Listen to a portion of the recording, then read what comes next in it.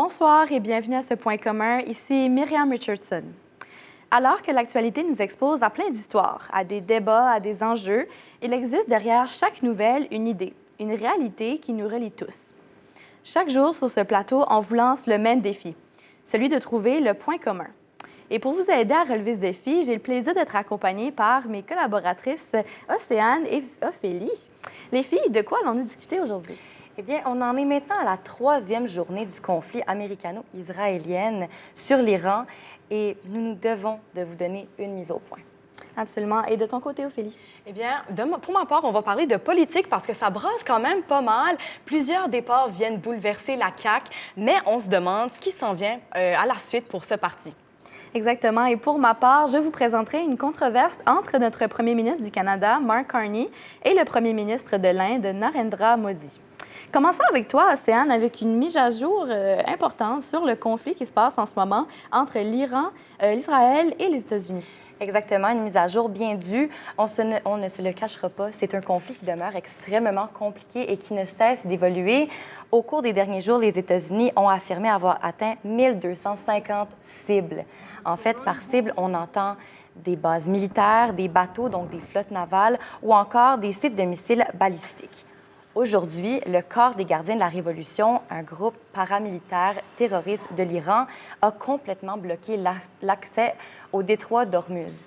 20 du pétrole mondial quotidien passe par ce détroit et donc ce blocage en est quand même très problématique. Et là, on l'a vu sur les réseaux sociaux, Mark Carney a montré son appui, il est en faveur avec la frappe américano-israélienne. Qu'est-ce que ce conflit représente pour le Canada?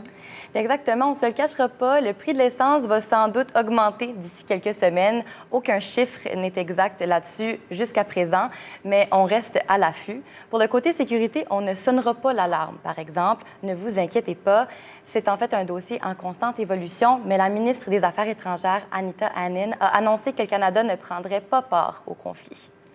On prend aussi une petite seconde pour vous informer au sujet de la mésinformation. En effet, plusieurs photos circulent sur le conflit avec l'Iran et des photos faites grâce à l'intelligence artificielle.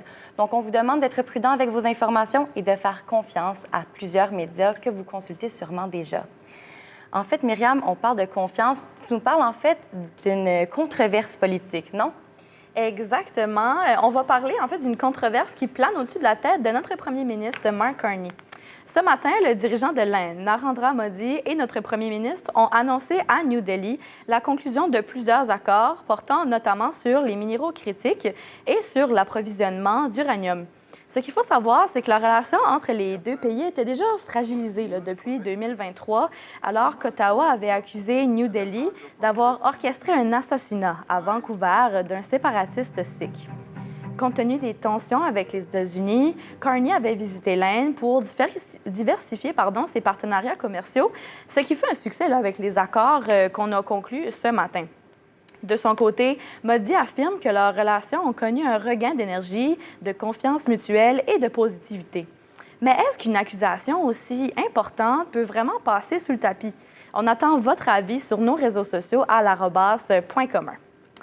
Et maintenant, pour continuer de parler de politique, Ophélie, plusieurs élus quittent leurs fonctions au Québec.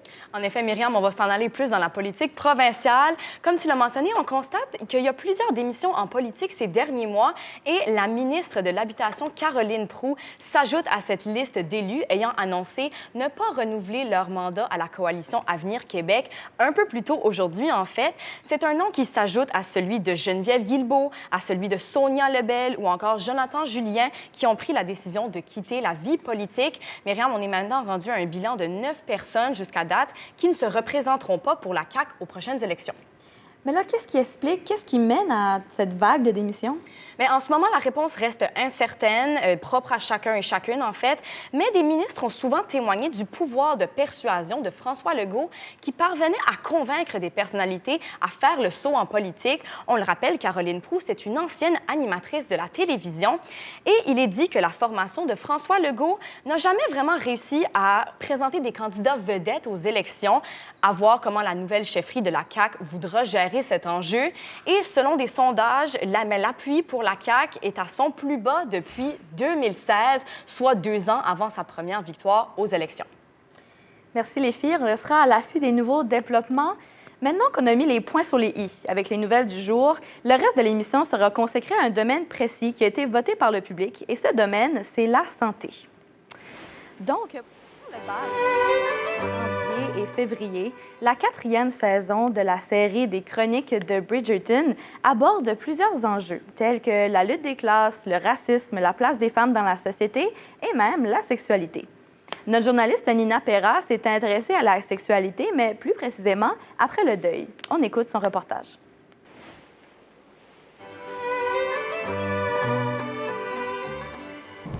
Faites-vous partie des 40 millions de téléspectateurs ayant visionné la dernière saison de la série Les Chroniques de Bridgerton, cette série à succès, diffusée sur Netflix?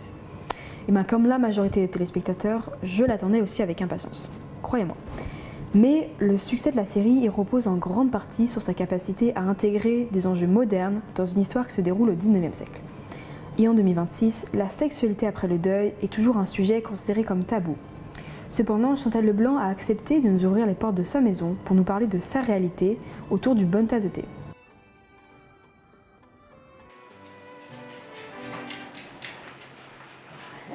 Je m'appelle Chantal, j'ai 51 ans.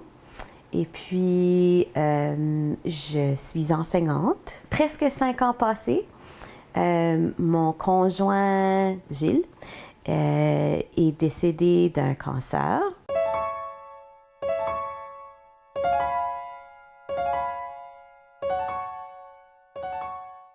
Le deuil, c'est vraiment une réaction à une perte. C'est vraiment, je dirais, une réaction émotive. Surtout qui est ressentie, qui est vraiment personnelle à chaque personne. Parce que souvent, ça va réveiller des choses autant actuellement de la perte qu'on a eue que des éléments du passé, des fois, qui va se faire réveiller aussi. La sexualité, c'est quelque chose, on célèbre, ça peut être festif, ça peut être, c'est amoureux, c'est joyeux, puis il y a comme rien de ça dans la mood ambiante, dans le deuil. On dirait qu'on... Ça s'éteint un peu.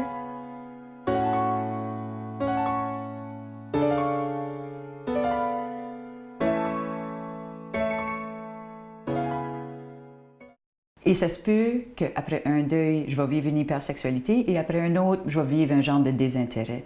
Je pense que ça va dépendre qu'est-ce qui s'est passé. Si mon conjoint est décédé puis c'était l'amour de ma vie, je vais peut-être avoir un désintérêt parce que ma personne, même si j'ai peut-être un désir sexuel, je cherche la connexion, puis puisque je peux pas avoir mon partenaire ou ma partenaire habituelle préférée, il y aurait peut-être un désintérêt. Tranquillement, c'est de trouver quelqu'un avec qui on commence à se sentir un petit peu plus à l'aise, puis peut-être d'y aller tranquillement. Il n'y a aucun problème de mettre des limites et de dire, regarde, moi je vis un deuil, ça fait un bout que j'ai pas été touchée, que je suis pas intéressée là-dedans, ça va me prendre du temps, puis c'est de le retrouver un peu tranquillement. Probablement la chose la plus importante, c'est prendre du temps pour vraiment réfléchir à est-ce qu'on veut.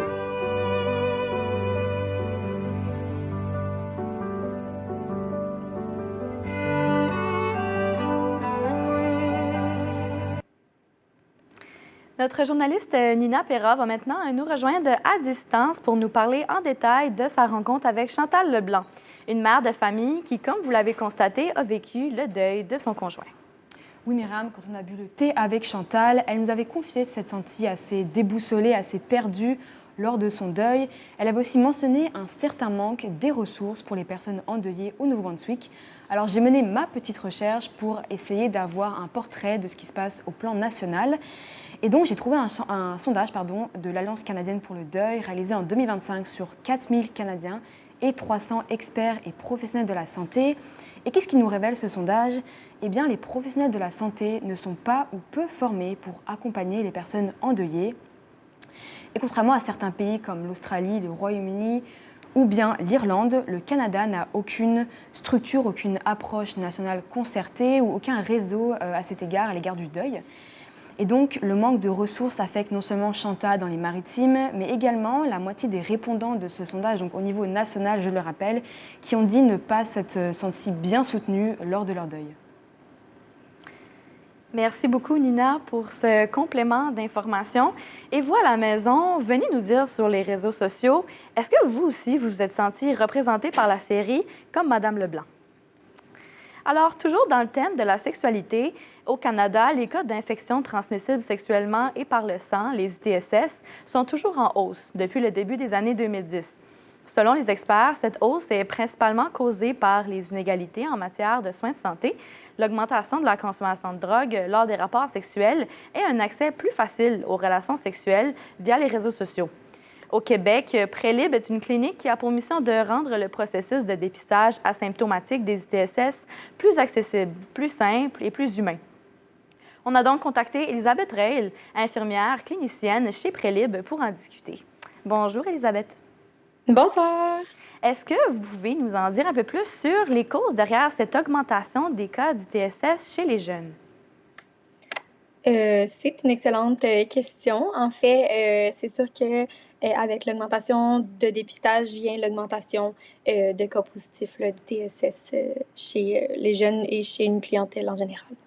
Et plusieurs des cas d'ITSS qui sont en cause dans le pays sont des infections principalement asymptomatiques. Comment fait-on là, le dépistage chez les personnes qui n'ont pas de symptômes? Comment savoir si on est atteint d'une infection? C'est encore une fois une excellente question. C'est sûr que chez nous, à l'objectif chez Prélib, c'est vraiment d'offrir une accessibilité de services là, pour venir se faire dépister. On sait qu'il y a beaucoup d'asymptomatiques là, au niveau des ITSS, donc on offre le service de dépistage asymptomatique afin de prendre en charge les gens qui pourraient être atteints sans le savoir là, d'une infection. Et les ITSS, notre public nous dit que c'est un sujet assez tabou. Selon vous, comment on pourrait rendre les ITSS et leur dépistage moins tabou, peut-être pour encourager les jeunes à aller se faire dépister? Via l'accessibilité du service, via des réseaux qui peuvent les rejoindre, comme les réseaux sociaux, des plateformes en ligne, en rendant le dépistage plus confidentiel et plus intime. Je pense qu'on est capable d'aller rejoindre une majorité de personnes pour venir se faire dépister là, puis avoir une santé sexuelle saine. Absolument. Merci beaucoup, Mme Reil, d'avoir été des nôtres. Merci à vous. Ophélie, tu nous as préparé une chronique sur un sujet qu'on connaît un peu trop bien, si je ne me trompe pas. En effet, Myriam, j'ai pas envie de nous replonger là-dedans, mais moi, j'aimerais beaucoup parler de COVID-19 aujourd'hui. Oui, malheureusement, mais moi, j'aurais un angle bien précis en tête, celui de la COVID longue. Mais là, vous me demanderez, c'est quoi exactement la COVID longue? Eh bien, son nom, oui, est similaire à celui de la COVID-19. Ce n'est pas la même maladie, c'est une maladie complètement différente, en fait, qui a des symptômes plus importants au niveau de la fatigue chronique, des fois tellement intense qu'elle nous oblige à cesser toute activité quotidienne à cause de l'épuisement. Donc, les plus petites tâches du quotidien deviennent absolument épuisante, prendre la douche, aller à l'épicerie, on doit cesser toute cette activité-là. Et pendant que je faisais ma recherche, je suis tombée sur ce livre que j'ai apporté avec moi en studio qui s'appelle « Ma réalité avec la COVID longue » de Anne Béliveau-Leblanc, qui est en fait une infirmière qui raconte sa vie maintenant avec la COVID longue. C'est une infirmière dans la cinquantaine qui a reçu un diagnostic de COVID longue et elle raconte vraiment cette réalité-là avec des témoignages et des faits et on peut vraiment être immersé dans sa réalité. Mais en trouvant ce livre, moi, je me suis posé une question. Pourquoi est-ce que les gens écrivent des livres dans des situations comme ça? Qu'est-ce qui les pousse à raconter leur histoire? Eh bien, en discutant avec plusieurs personnes, mais j'ai cru comprendre que si vous croyez écrire un livre parce que vous pensiez faire beaucoup d'argent, eh bien, malheureusement, c'est vraiment le contraire parce que souvent, écrire un livre est synonyme de perte d'argent, malheureusement. Donc, si c'est pas pour l'argent, mais qu'est-ce qui motive les gens à écrire des livres sur leur maladie? Et selon ma collecte de données, selon ma petite recherche, j'ai pu comprendre que les gens voulaient vraiment laisser des traces de leur expérience et aider leurs prochains. On m'a aussi mentionné qu'il existe encore beaucoup de capacitisme en 2026. Le capacitisme, c'est une forme de discrimination et de préjugés face à un handicap. Donc, en écrivant des livres, des ouvrages comme ceux-ci, on cherche vraiment à abolir les préjugés et les tabous face à ces enjeux. Et on doit vraiment s'informer, ce qui est pour ça que ce livre sera à gagner sur notre Instagram, le r-commercial.commun. Allez sur notre Instagram pour avoir tous les détails du concours. Merci Ophélie pour ces informations et pour ce beau concours. Maintenant, Océane, on parle de réseaux sociaux, de technologie. Exactement. J'ai mentionné un peu plus tôt des photos générées par l'intelligence artificielle et de la désinformation. Et là, on met l'intelligence artificielle auprès des diagnostics. Si je vous dis hypocondrie à la maison et avec vous, mesdames, à quoi est-ce que vous pensez? Moi, je vais dire COVID-19 parce que je viens juste d'en parler. C'est sûr que oui. Moi, je pense que je vais dire tout ce qui est genre poignée de porte, transport en commun, les germes, là, Oui. j'aime pas ça. Voyez-vous, vous vous en rapprochez. En fait, le terme hypocondrie, on a essayé de l'abolir à cause de la connotation assez péjorative. Donc maintenant, on l'appelle plutôt le trouble anxieux lié à la maladie. Les gens qui en sont atteints, en fait, vont commencer à surestimer des symptômes, voire même en inventer ou exagérer ce qu'ils ressentent. Et donc, ils vont vouloir se tourner vers quelqu'un qui peut lui donner des réponses, soit le médecin à bout de la main, l'intelligence artificielle. À la maison, si vous avez déjà recherché vos symptômes, eh bien, je vais faire l'exercice avec Ophélie. Je vais te demander de rechercher des symptômes que tu vis dans la vie de tous les jours, dans ta vie de femme. Tout de suite, là. Tout de suite, Bon, en studio, je s'il vais te faire ça. plaît. Pendant qu'Ophélie se fait diagnostiquer par un médecin qui n'est pas très loin, j'aimerais vous sensibiliser au fait que, selon un sondage de Internet Matters, qui est en fait une campagne pour la sûreté de la jeunesse en ligne, 40 des adolescents prennent à cœur les conseils médicaux de l'intelligence artificielle. Ça devient extrêmement problématique parce que l'intelligence artificielle, elle est programmée pour dire oui, pour dire que nous avons raison, d'où le fait des diagnostics assez trompeurs, à un point tel que Google a retiré tous les résumés créés par l'intelligence artificielle sur ses sites parce qu'on ne veut pas induire les gens en erreur et on ne veut pas contribuer à une polémique d'hypocondrie ou du stress relié à la maladie. Donc, Ophélie, as-tu un diagnostic pour nous? Alors, selon ChatGPT, j'ai le cancer du sein. Je devrais peut-être considérer aller me faire voir par un vrai médecin. Donc, je crois que vous pouvez le constater à la maison, c'est quand même assez intense comme diagnostic. Si Ophélie a un cancer du sein, moi, mon chat dans la gorge, ça doit être la ménopause, ça doit être la coqueluche. On s'entend qu'il faut probablement aller consulter un vrai médecin et pas le médecin qu'on a au bout de la main. Merci. On arrive déjà à la fin de cette émission, les filles. Merci pour vos chroniques qui sont toujours aussi pertinentes à chaque jour. C'est ce qui conclut notre émission d'aujourd'hui. Maintenant, les filles, la question qui brûle les lèvres là, de cette émission, est-ce que vous avez découvert c'est quoi notre point commun? Mais moi, je vais être honnête avec toi, Myriam. Je suis pas certaine que je l'ai trouvé parce qu'on a passé tellement de sujets aujourd'hui que le point commun, ben, je sais pas exactement il se situe où. J'y ai pensé pendant l'émission, puis je suis sur la même longueur d'onde qu'Ophélie. On a tellement passé de zones grises, on dirait que je suis pas perdue, mais le point commun, il me semble un peu flou. C'est ça. Mais écoutez, c'est normal. J'ai passé un peu du coq à l'âne là, dans nos nouvelles tout au long de l'émission et nos chroniques, mais vous étiez prêts parce que le point commun, c'est l'incertitude. Pourquoi l'incertitude? Bien, pensez-y bien, OK? On a parlé de conflits, de controverses, de santé, d'ITSS, de COVID longue, hypocondrie, et voilà, tu sais, tout ça fait du sens, tout est relié à l'incertitude. C'est pourtant évident. C'est sûr que quand tu le mets en perspective, on se dit que l'incertitude, ça peut être vraiment inquiétant, ça peut nous faire peur, mais lorsqu'on s'informe correctement, finalement, on peut trouver les vraies réponses. L'incertitude, ça n'a pas besoin de faire aussi peur que ça.